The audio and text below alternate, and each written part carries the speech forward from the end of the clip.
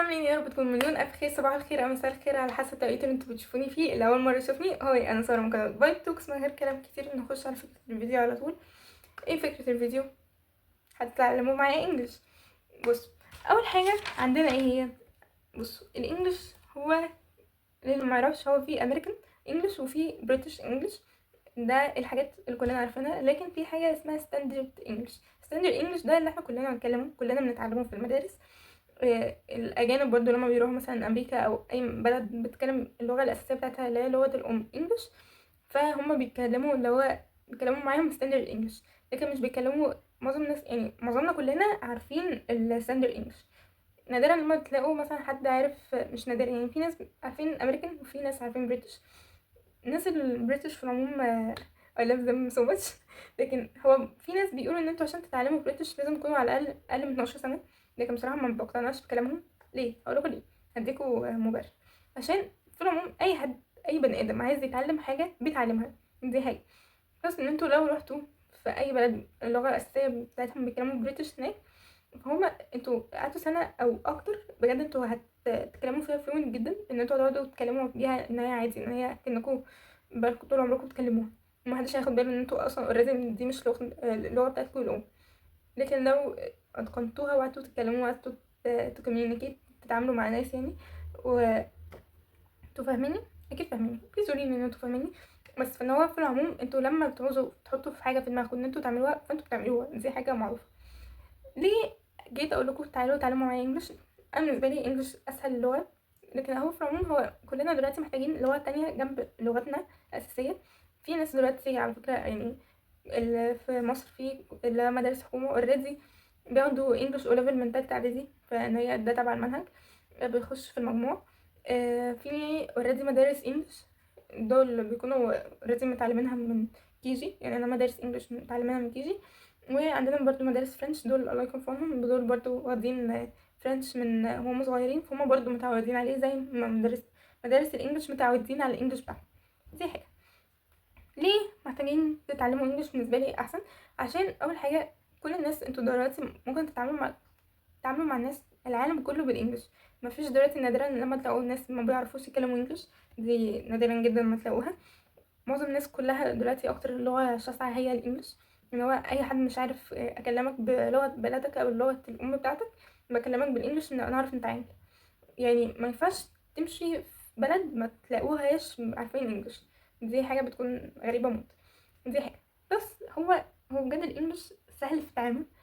شبه، هو مش شبه العربي لكن يعني سهل. هو بجد سهل.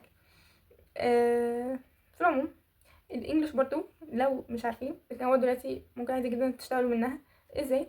في مثلا زي كول سنتر، ممكن تشتغلوا مثلا مرشدين سياحيين. اللي هو مثلا تقعدوا تجيبوا ناس، لكن دول المفروض تكونوا عارفين عن التاريخ. دي حاجة أنا أبعد عنها خالص. تكونوا عارفين التاريخ بلدكم كويس وتقعدوا تشرحوا للناس ليه بقى بالإنجليش. آه في كذا حاجة بجد ممكن تشتغلوها بسبب إن انتوا بتعرفوا تتكلموا إنجليش، فبجد ورثة تموت. عندنا ايه تاني؟ هما بالظبط كدروس الجرامر. اللي هو دروس الجرامر يعني ايه بالعربي؟ لا دي حاجه صعبه. هو بص، هو الانجليش كله هو عباره عن 3 حاجات: جرامر وفوكاب والبيزكس. ده انا بالنسبه لي في ممكن يعني احنا كنا بناخد في مدارس هو الستوري او النوفل او الدراما. وبناخد الجرامر والفوكاب وفي رايتنج وفي بويتري. لكن يعني فكنا من الرايتنج والبويتري دلوقتي. اسمه ده احنا نركز في الجرامر. الجرامر لو انتوا عندكم جرامر صح وعارفين تتعاملوا معاه، مش ان انتوا مش عارفينه وخلاص، لا انتوا بجد فاهمينه مش فكره ان انتوا حافظينه، لا انتوا فاهمينه. دي بتفرق. فانتوا بجد هتلاقوا التعامل سهل. بس هو بجد هو 48 درس. يعني اللي هو انتوا شهر بالظبط وكام يوم لو اتعاملتوا، لو بجد مشيتوا. يعني اتحداكوا لو حد مش عارف حاجه خالص عن الانجليش وقعد بالظبط شهرين بيتعلم انجليش كل يوم، ياخد مثلا درس جرامر وياخد مثلا 10 كلمات فوكاب او ان هو الجمل اللي هو التعريفيه دي. يعني مثلا مثلا انتوا لو اول مره ناس تعلموا انجليش خدوا مثلا البيزكس اللي هو مثلا الحروف العفش اسمه ايه بالانجليش، الالوان، الحاجات اللي هي الاساسيه ده اللي احنا كلنا اتعلمناها في الاول. لو عايزين اكتبها لكم تحت قولوا لي في الكومنتات. ميرسي جدا على الكومنتات، بحبكم جدا جدا جدا. بس فهو بجد هو الانجليش سهل، سهل بجد والله ما بهزرش، لكن هو محتاج تديله سنه، يعني اديله معافره هتتعمل. انت بتتكلم عربي صح ليه؟ او انت بتتكلم باللغه العاميه ازاي؟ اللي هو ليه؟ عشان دي اولا لغتك الام، انت كل الناس اللي حواليك بيتكلموا عربي، فانت عارف تتكلم عربي. بلس ان انت بتتعامل مع ناس انت بتاخده في المدرسه، فانت هو حواليك في كل حته، هو محاصرك حرفيا.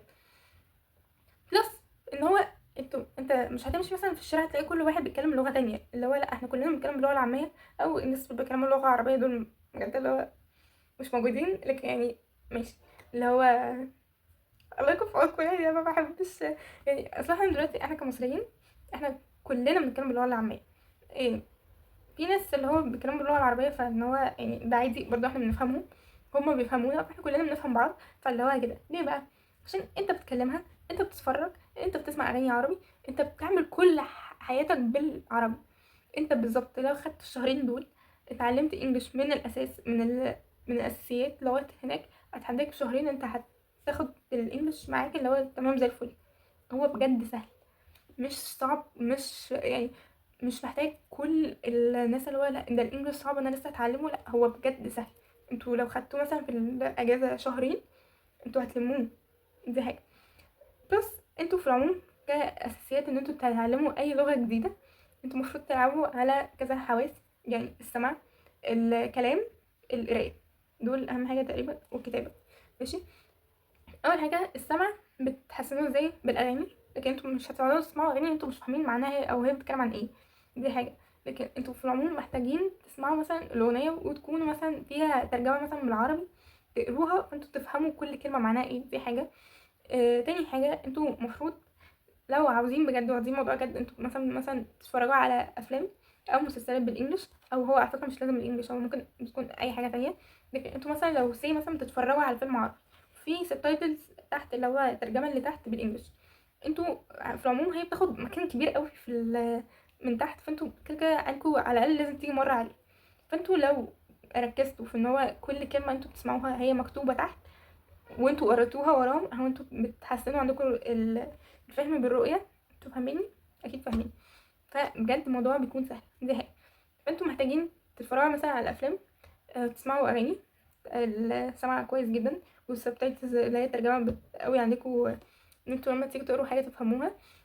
اقروا كتب بالانجلش، اللي هو في دلوقتي كتب اللي هو صفحه انجلش صفحه عربي، فهو موضوع مرهق شويه لكن في العموم بينتهي انتوا فاهميني؟ فاهمين. فهو بجد هو الموضوع سهل، سهلوا الموضوع ليكم. ما تاخدوش اللي هو مادة هاخدها عشان اشتغل بيها، لا انتوا خدوها بجد هي لعبة جدا، يعني اللي هو عادي جدا. ممكن في ناس بيغيروا تليفوناتهم بدل ما هي كلها عربي بيغيروها بالانجلش، بالنسبة ان انتوا كده كده عارفين اسمها ايه بالعربي، فانتوا لما تقروها بالانجلش هتفهموها. او بلس ان هو يعني هو قليل قوي الناس اللي مش عارفين انجلش اللي هو لغاية دلوقتي، لكن لو عايزين تطوروا منها ف اسمه ده اقروا افلام. اقروا افلام ايه، اسمعوا اتفرجوا على افلام. في الاول هتحتاجوا سبتايتلز، بعديها بجد مش هتحتاجوا هتسمعوا اللي هو انتوا اصلا هتلاقوا ودنكم هي اللي بتسمعوا، انتوا بتعملوا مثلا حاجه تانية فانتوا فاهمين هما بيقولوا ايه، فاهمين القصه الحلقه قالت ايه مثلا. دي حاجه. ممكن تقروا كتب انجلش. بصوا هو انا في الاول مع مرحلتي كساره في الانجليش انا اتعلمت انجلش ازاي. هقول لكم. انا في المدرسه كنت معتمده اعتماد كلي على على الانجليش بتاع المدرسه، اللي هو خلاص انا بذاكر انجليش كويس كويس بتاع المدرسه فانا زي الفل. الموضوع ده طلع غلط تماما. ليه بقى؟ هقول لكم. اولا انا لما جيت مثلا كنت بتفرج على افلام، انا مش من نوع الناس اللي بقرا بسرعه.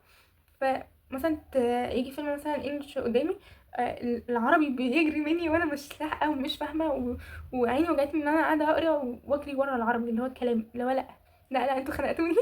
فاللي هو لا شكرا. دي حاجه انا بصراحه عندي من زمان. فعملت ايه؟ انا كده كده من زمان كنت مثلا ممكن كنا عارفه اغنيتين ثلاثه بالكتير قوي اربعه بالانجلش، فانا اوريدي انا بسمع اغاني انجلش من زمان. يعني في افلام ايه، في اغاني كتيره اتشهرت بالانجلش زمان كده، على الاقل تكونوا عارفين او سمعتوا على الاقل كوبليه من اغنيه. بعدين قررت ان انا اقرا، يعني حتى انا قايله لكم على رحلتي مع القرايه. فانا كنت مقتنعه ان انا مش عايزه اقرا عربي، انا عايزه اقرا انجلش. فالموضوع ده بصراحه ما وقفش معايا، ما شدنيش ولا كتاب انجلش ما شاء الله عليا. هو انا كسبت من الكتب اللي انا كنت بختارها، يعني اللي هو مش حاجه انا في العموم اتشد لها، لكن في العموم لما قعدت اتفرج على افلام انجلش، قعدت. كان في الاول هقول لكم بصراحه، انا دخلت في الاول ما كانش فيه لغه ترجمه بالعربي، ما كانش فيه اي حاجه، انا فاهمه.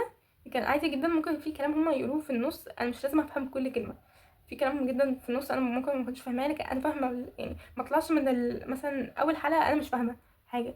وفي العموم مع التعود يعني انا في الاول يعني مع التعود بجد عرفت ان الحلقه اسمها ابسط. فان هو كل سيزون مثلا في مثلا 22 ابسط، هما مش بيطولوا عندهم الابسط، هما بيطولوا عندهم السيزونز. يعني في افلام فيها سيزونز كتير قوي اللي هو يعني ربنا معاكم. بس هو بجد هو خدوها ستيب باي ستيب، يعني لو عايزين تاخدوها زي ما انا خدتها خدوها. مثلا اسمعوا اغنيتين مثلا لكن على الاقل تكونوا فاهمين هما بيقولوا ايه.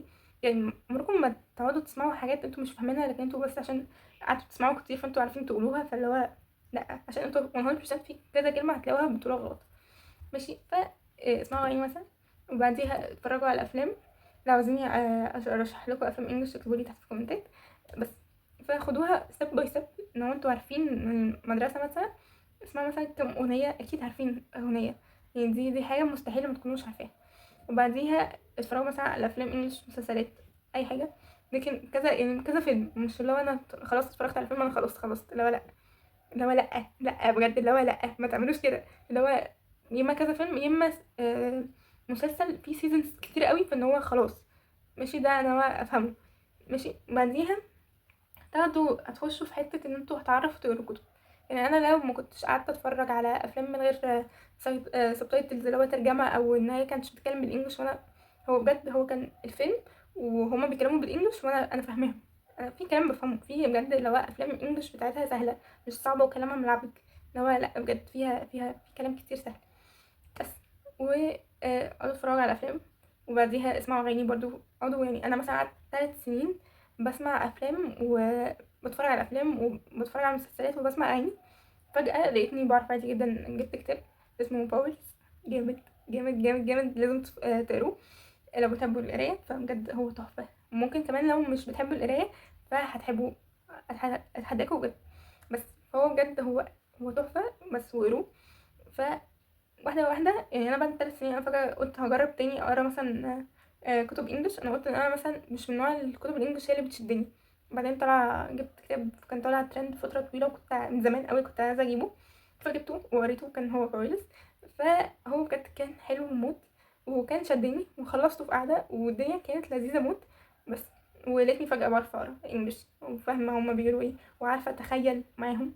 لكن ما تقدوش بالكتب عشان دي حاجة مستحيلة. يعني انتوا متعرفوش تسمعوا فيلم بجد من غير، يعني اللي هو فيلم من غير سبتايتلز، اللي هو من غير ترجمة، اللي هو انجلش كلي، انتوا مش فاهمينه. فكرة ان انتوا تعرفوا تقروا كتب ما اظنش غير لو مثلا حاجة اللي هو ستاندرد انجلش قوي، يعني ان هو في كلمات سهلة قوي فان انتوا فاهمينها. يعني مثلا كان عندنا اللي هو كتاب اسمه The Little Red Hen، كانت في اللي هو قصص تبع المدرسة مثلا. دي يعني ممكن أوريكم كذا قصة هحطها لكم هنا. دول بجد كانوا تبع المدرسة فأنا فاهماهم. هو في العموم هو دلوقتي الكتب أو الروايات مش بتكون شبه قصص المدرسة خالص. بس فلو حابين بجد الإنجليش خدوا الرحلة دي وقولوا لي تحت في الكومنتات عملتوا ايه. حتى يعني روحوا وتعلموا انجلش، ولو ما بجد لو نفعكم الفيديو ده اكتبوا لي تحت. بس وبجد الانجليش لغة سهلة، هو خدوها بالراحة بس بجد حلو. الناس اللي اوريدي بيعملوا كده الحاجات دي عندكم لو عايزين تسهلوا يعني نفسكم في تالتة ثانوي اللي هو الانجليش في العموم، بالنسبة ان هما كانوا طالعين امبارح مش عارفة ثانوية عامة كانوا طالعة من الانجليش امتحان الانجليش بيقولوا ان هو وحش. هو في العموم هو الانجليش برضو اكيد في كلمات ممكن تكون ملعبكه كبيره في ان انتوا مش هتكونوا فاهمينها، لكن على الاقل تكونوا ان انتوا حاولتوا. هما بجد انتوا مش هتحتاج الفوكاب كده كده هو بيتغير على كل سنه. فانتوا اكيد مش هتذاكروا الفوكاب اصلا بيجي تشوز اللي هو ما بين قوسين وحلو. لكن ساعات بيعملوا حركه خبيثه موت ان هما تلاقيهم مش قلبين الحروف دي اللي هو يعني يعني هعضكوا بجد. بس لكن يعني هو بجد في العموم الفوكاب ما تذاكروش. هو مثلا يعني طول ما انتوا فاهمين الكلام فان هو خلاص. يعني مثلا كأي كلمة جديدة مثلا ممكن تعملوا عليها هايلايت أو علامة جنبها، وإن انتوا ترجعوا تقعدوا تقولوها في مخكم كذا مرة وتحلوا كتير. فهي بجد مع الحل كتير وإن انتوا تقولوها كذا مرة، لكن هو مع الحل كتير أكتر فهي بتثبت ترجمتها في دماغكم. دي حاجة. دروس الجمر هي كده كده ثابتة، هما 48 درس. في دروس ما كنتش عارفة إن هي موجودة بصراحة، لكن في دروس انا بجد في المدرسه خلونا نصمها، يعني ال present simple present continuous present perfect continuous present perfect ال post simple past continuous post perfect continuous post perfect عندنا برضه future simple future continuous future perfect. في دروس انا خدتها اكتر ما اتنفست، وبتلاقوها في الاو ليفل بتلاقوها في الهاي ليفل، فاللي هو حصل خير. بس وخدوا التجربة بجد الانجليش، هو بجد الانجليش لغة حلوة. وايه اكتبوا لي تحت لو استفدتوا من الفيديو ده، واشوفكم في فيديو جديد، وسلام.